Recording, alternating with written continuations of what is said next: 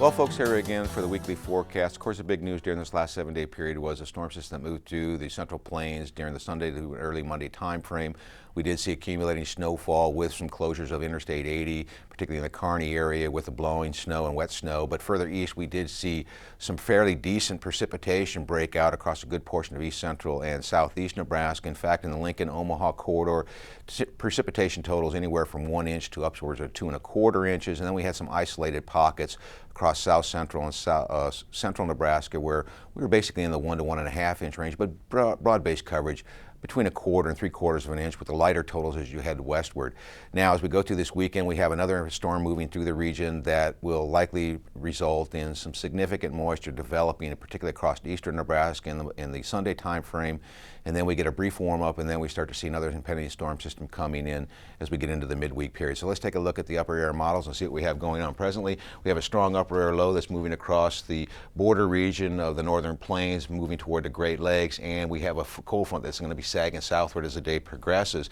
And this is expected to slow down as it gets into eastern Nebraska and sort of stall out somewhat.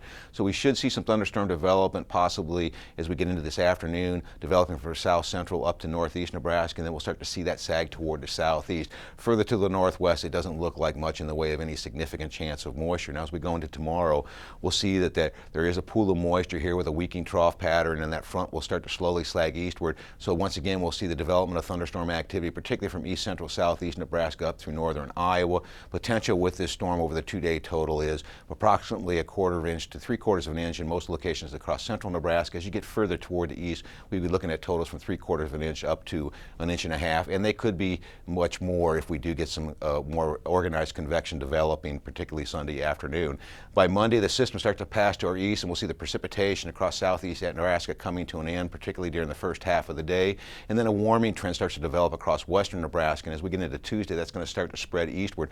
We could see well above normal temperatures easily into the 70s, with maybe an isolated 80s developing across the southwest. Notice there's another trough coming in from the west, and that's going to start to move into the central Rocky Mountain regions on Wednesday, and we start to see some precipitation potential developing across the northwestern part of the state.